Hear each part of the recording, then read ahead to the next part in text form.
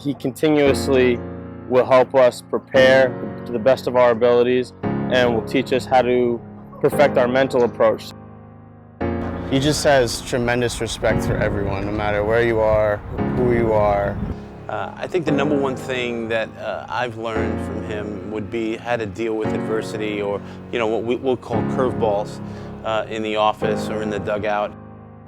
Well, I always had the coaching bug, and even when I was in high school, I coached my younger brother in Little League and Pop Warner football, and I played, of course, in high school, in baseball and football in high school, and in college I played football and I played baseball for 1 year. My goal, I always wanted to be a professional athlete, and it turned out that as I was in college, it was kind of by my success in football, I thought that was the direction to go. I think that probably any really great coach like Coach G, a lot of his effect actually, believe it or not, comes after these guys graduate. A lot of the things that he professes, they're young, they're college students, they don't necessarily see, but so many of these alum that I've kept in touch with finally get it when they get out and they actually start living lives with getting married and having kids and jobs. So after I retired from the NFL, and I knew I wanted to be a coach, and for years and years I thought I was going to be a football coach. And then probably that last season I decided that, all right, I'm going to shift gears here, knowing that I wanted to coach. So I decided to get into coaching baseball. And after a year or so, after I retired, I decided to go back to school to get my master's degree at George Mason University.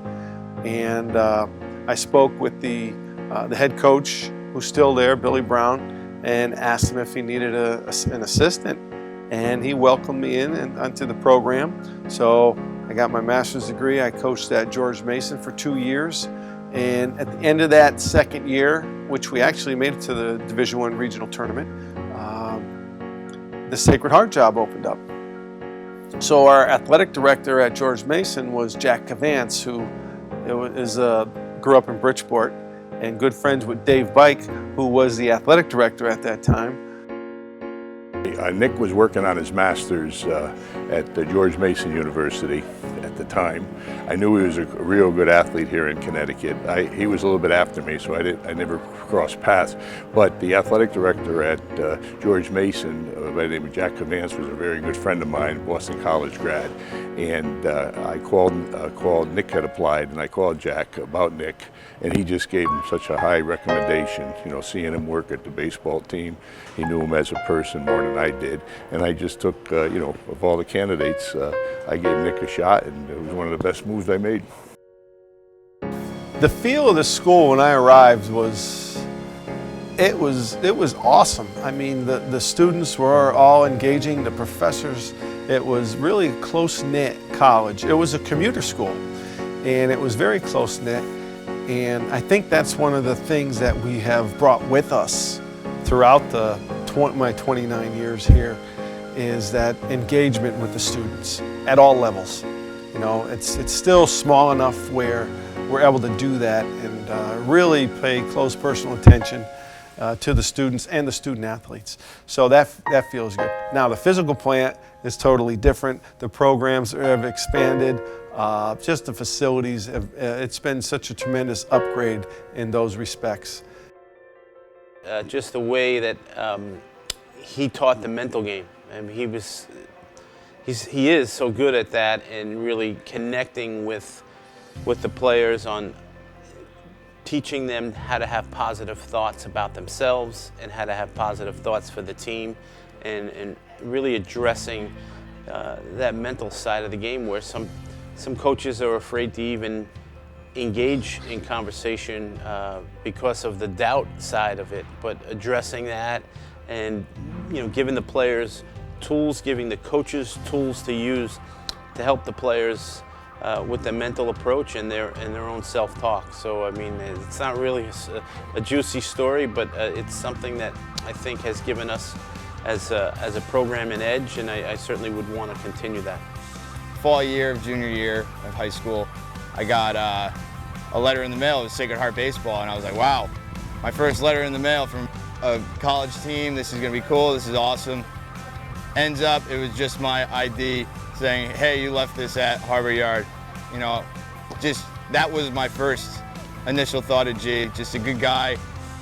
When I first got here, we had 8 sports, and we had success. We had, my second year, third year, and fourth year, we made it to the regionals. My fourth year, we won the regionals, went to the national championship tournament, and then we kind of had to shift gears a little bit and really concentrate on helping build admissions. You know, that was a big part of the growth of athletics and the growth of the university.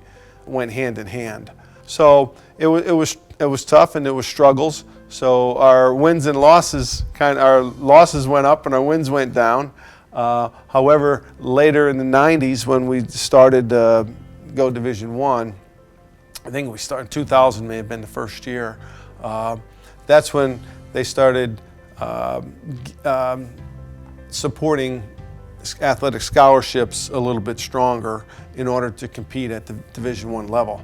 So it was a roller coaster ride, but it still had that same feel throughout that time of really paying attention to the student athletes. And you know, although they didn't have that winning experience on the field for some of us, it was still a great experience for the guys, and still had the great relationships with the professors, and still the tightness with the university, which is something that has been here since day one that I've been here. When we come out of the restaurant, we're getting in the car, and Nick's not there. I said, where is he? So he came back. He said, where'd you go? He said, well, I went back in the restaurant. He said, why? He says, I found this money, and I wanted to find out if anybody lost it. He found 8 $100 bills in the parking lot, and immediately went back into the restaurant to ask if somebody had lost it. You know, and I just think as a person, it shows you that he cared for others, and he wasn't rich at the time, I don't think, and it just shows what kind of person he is. 2005 was the first time we made it to the conference tournament, and it was a great experience. You know, you know, being in the league that was the 5th year in the conference, and probably our 3rd year that we were eligible to get to the tournament. And then in 2006, we make it to the tournament. We have some experience, and we just had a couple guys on the mound that were tremendous.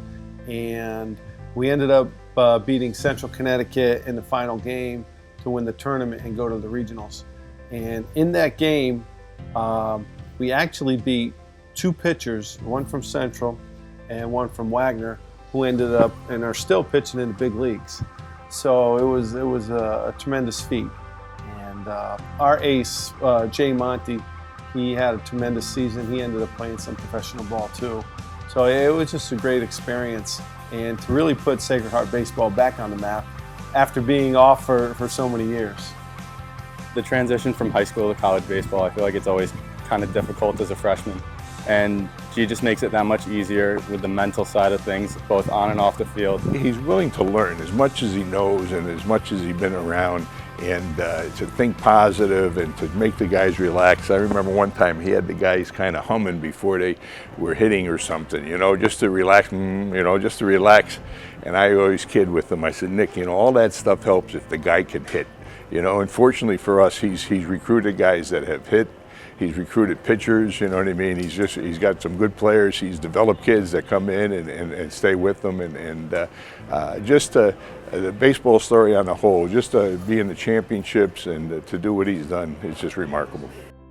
After the 26th season, we kind of stumbled for a couple of years, but then in 2009 we got back into the tournament, and for 2 years in a row we ended up losing in the final game. And then the 2 years after that, we actually ended up winning in the final game. So we had a good run right there and continued it. So we won it in 11 and 12. And then last year, we're in the same situation, and we didn't make, it was the first time we didn't make it to the final in 8 years. But we were 3rd place team. The kind of guy he is, everyone sort of has the same reaction about him, that he's a super guy. He really has no enemies.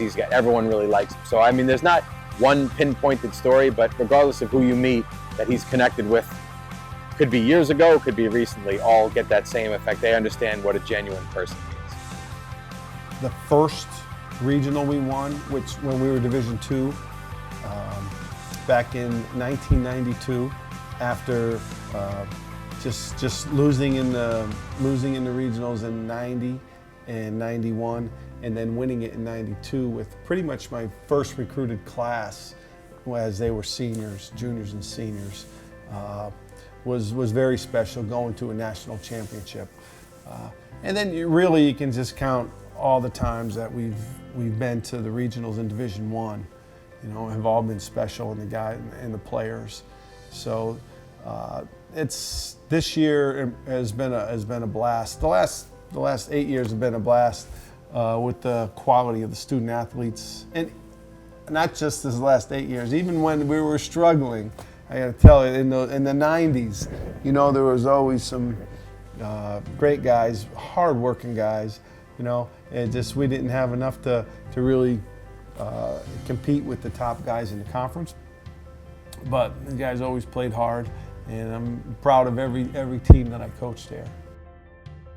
From improving our skills on the baseball field to teaching us to be men. I think one of Coach G's best attributes is the fact that no matter the situation, we're ready for whatever is going to come at us. He is one of the best people I know. He's just a quality person.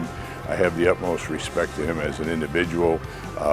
He's a man for all seasons, truly a role model for college kids. That he's just a well-rounded, good person. But he's just, his accomplishment as a coach and what he did with the baseball program is just fantastic. And so I've been around athletics all my life. I met a lot of people.